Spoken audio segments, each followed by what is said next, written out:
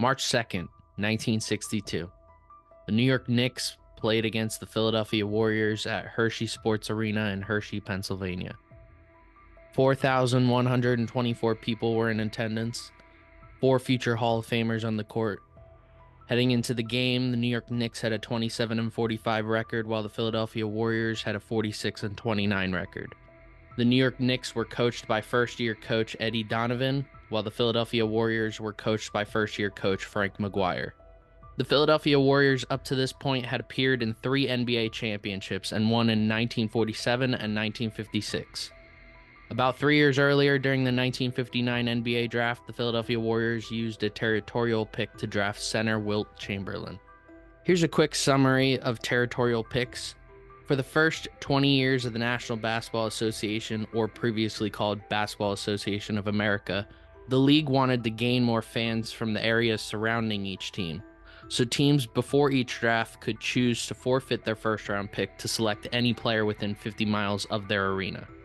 Chamberlain, who grew up in the Philadelphia area, was someone every team wanted to get their hands on, but the Warriors had first dibs due to the territorial pick. The legend of the Big Dipper traveled around from high school to semi-pro leagues and all the way to the Harlem Globetrotters before coming to the NBA in 1959. His presence was immediately felt as he won NBA MVP, was named to the All-Star Game, won All-Star Game MVP, given first-team All-NBA honors, led the league in scoring and rebounds, and broke 8 NBA records, all in his rookie season. He considered retiring after his first season due to the amount of double teams and triple teams and hard personal fouls he was receiving. His sophomore year, he added another All-Star appearance, first-team All-NBA honors, scoring title, and rebounding title. While his first 2 years provided individual success, the team was unable to use this to get to the NBA Finals. Heading into the 1961-62 season, the Warriors hired Frank McGuire, who, back in 1957, orchestrated the University of North Carolina's triple overtime national championship win over Wilt Chamberlain's University of Kansas team. The goal for this year was to get over the playoff hump and win a championship. Throughout the year, Chamberlain was on a historic pace far greater than what he previously accomplished. For the month of October to begin the season, he averaged 51.2 points, 27.8 rebounds, and 2 assists across 5 games. In the month of November, he averaged 44.1 points, 26 rebounds, and 2.2 assists across 14 games. During the month of December, he has arguably the greatest month of his career up to this point. Across 18 games, Chamberlain averaged 52.4 points, 26.1 rebounds, and 2.3 assists. On December 8th, in a game against the Los Angeles Lakers, he scored an NBA record 78 points and the 5th most rebounds in a game with 43. Despite this historical performance, the Warriors lost 151-147 in triple overtime. In the month of January, he averaged 51.8 points, 24.9 rebounds, and 2.7 assists over 19 games while also playing in his 3rd consecutive All-Star game. Finally, over the month of February, he averaged 50.6 points, 24.3 rebounds, and 2.7 assists over 19 games. Going into the month of March, Chamberlain's season average over 75 games was 50.2 points, 25.4 rebounds, and 2.5 assists while shooting 61.2% on free throws and 50.3% on field goals. Up to this point, only 15 games did he not score 40 or more points, and only 8 games did he not have 20 or more rebounds. The New York Knicks up to this point had not won a championship and only appeared in 3.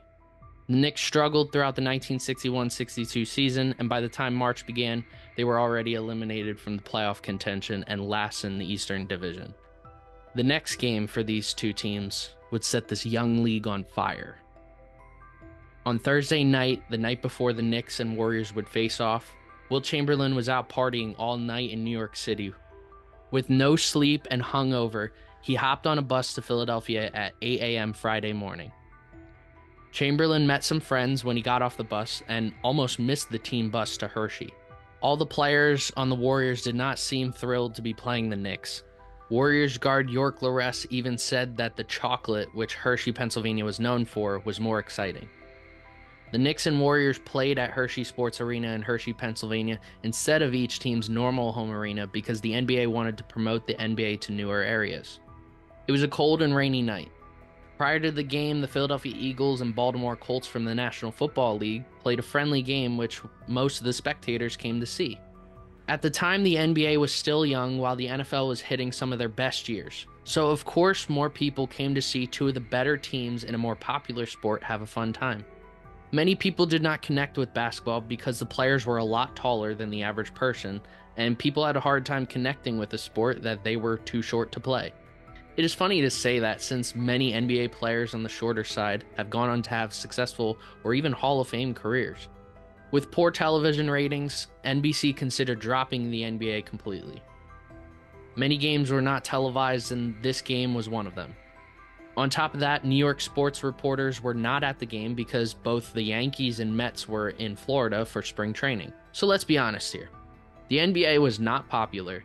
This game featured one of the best teams in the league versus one of the worst, and there was no playoff implications.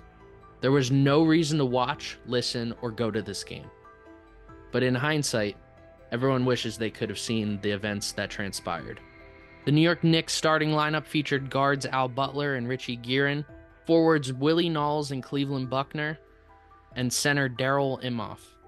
New York's usual starting center, Phil Jordan, was out of the game with the flu, but some teammates have said he was hungover from the night before.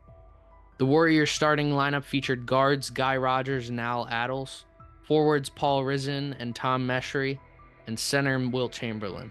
The first quarter began like any other game for the Warriors. The Warriors came out to a 19-3 lead with 13 points coming from Chamberlain. By the end of the first quarter, it was 42-26 Warriors over the Knicks. Chamberlain had scored 23 points with 9 coming off of free throws, which he did not have a single miss. For this legendary figure, he was known to be a terrible free throw shooter, so this was the only thing out of the ordinary through one quarter of play. At this point, Wilt thought he might be able to break the single game record for free throws, which was 24 at the time. The second quarter, like the first, went like any other quarter. The Knicks began to come back from their large deficit as the Warriors led 79-68. Wilt finished the first half with 41 points. Nobody thought it was a big deal that he had 41 points, as he often would have 30 or more points at halftime. The halftime talk in the locker room was where it all started to change. Warriors guard Guy Rodgers told the rest of the team, "Let's get the ball to Dip. Let's see how many he can get." Coach Frank McGuire went through with this game plan. Wilt Chamberlain quickly hit the 50-point mark, which he had done 43 times earlier in the season. The Knicks' game plan became quite simple. Get as many players on Chamberlain as possible. Quadruple teams and hard fouling would be the only thought going through this team's mind. Chamberlain kept his calm despite the overly intense play from the Knicks. Despite the Knicks' game plan, Wilt was unstoppable, finishing the third quarter with 69 points and helping the Warriors lead the Knicks 125-106. With one quarter left, he was 9 points away from the single-game record which he set back in December. The public address announcer would announce Chamberlain's point total after every basket he would make, recognizing the historical performance in front of everyone's eyes. In the first 4 minutes, he only scored 6 points, making his total 75 with about 8 minutes left. With 7:51 left in the game, he broke the single-game record with his 79th point. Suddenly, the once dormant crowd began to erupt. They chanted, "Give it to Wilt." After reaching 80, the crowd was roaring for 100. It was at this point Chamberlain started to fatigue, but he knew he should keep pushing. The Warriors kept feeding Chamberlain the ball. Some players refused to score easy buckets so that their legendary teammate could increase his point total. At the 6-minute mark, New York intentionally fouled every player on the Warriors not named Chamberlain in order to keep the ball out of his hands, and they would use up as much clock as they could on each possession. The Knicks gave up on the game despite not being down by an extreme amount of points. They just did not want Chamberlain to continue scoring. The Warriors decided to use the Knicks' own strategy by intentionally fouling New York players in order to get the ball back for Chamberlain. The fourth quarter of the game went on longer than most other fourth quarters because of the amount of fouling. With 2:12 left, he had 94 points. He scored his 96th point with a fadeaway shot. His 98th point came with 1:19 left after guard York Lars threw him a lob pass which he dunked. As time winded down, all 5 Knicks players began covering the Goliath. Chamberlain escaped their grasp, Warriors forward Joe Ruklick passed the ball to him, and finally, he scored his 100th point with 46 seconds left. The only point in the story that is in question is this final shot and what happens after. Everyone seems to have come to an agreement that he did in fact make the shot, but how he did it is questionable. Some believe it was a jump shot, some believe it was a layup, some believe it was an alley-oop slam dunk. For a long time, many people believe the final 46 seconds were not played because the mob of people storming the court. What proves this wrong is the Philadelphia radio broadcast of the game. This broadcast, recorded on a dictaphone, was discovered in 1988. In 1990, a reel-to-reel tape of the fourth quarter was discovered, and the NBA since merged the dictaphone and reel-to-reel tape. The game continued to play out despite what some writers have said in the years following the game. The official box score shows Joe Ruklick missed 2 free throw attempts before the game ended. The final score was the Philadelphia Warriors winning 169 to 147 in the highest scoring game in NBA history up to this point. Something odd that happened in the post-game show over the radio was they mentioned the final score being 169-150, but the official scorers report said that the Knicks scored 3 less points. This might have just been a miscommunication with the radio broadcast. Wilt Chamberlain's final stat line was 100 points, 25 rebounds, and 2 assists. He shot 36 for 63 on field goals, which is 57.1%, and 28 for 32 on free throws, which is 87.5%. The 100 points, 63 field goal attempts, 36 field goals made, 28 free throws made, 31 points in a quarter, and 59 points in a half were all NBA records. Players on the Knicks felt that if the Warriors played normal basketball instead of feeding Wilt, that he would have ended up with around 80 points instead. Wilt Chamberlain countered this by saying he could have scored 140 points if the Knicks played straight-up basketball. Following the game, the media did not make a big deal of this event.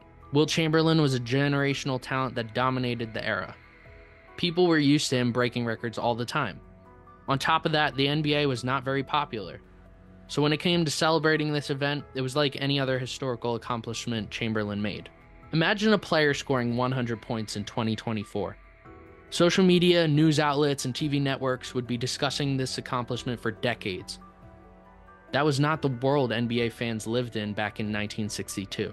Philadelphia and New York newspapers published the milestone on the back covers, small boxes in the front page, and in the sports section. Many players and coaches expressed that for years they believed Chamberlain would eventually hit 100, especially after the 78-point game back in December. Around the NBA, team spoke about the feat, NBA legend Bill Russell commenting, "The big fella finally did it." Celtics coach Red Auerbach stated, "He's playing against nobody." Wilt Chamberlain went on to finish the season averaging a single-season record 50.4 points, which still stands today, 25.7 rebounds, 2.4 assists, while shooting 50.6% on field goals and 61.3% on free throws.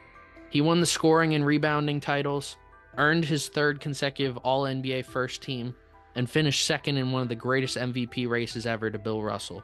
The Warriors defeated the Syracuse Nationals in the first round of the playoffs, but lost to the Boston Celtics in the Eastern Division Finals. The Celtics would go on to win the NBA Finals. Chamberlain finished his career as arguably the greatest player to play the game of basketball.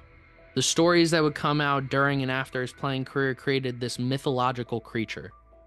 A 7'1", 275-pound man who could run a 4.6 40-yard dash, bench press 500 pounds, complete a 45-inch vertical jump, and run 100 yards in 10.9 seconds.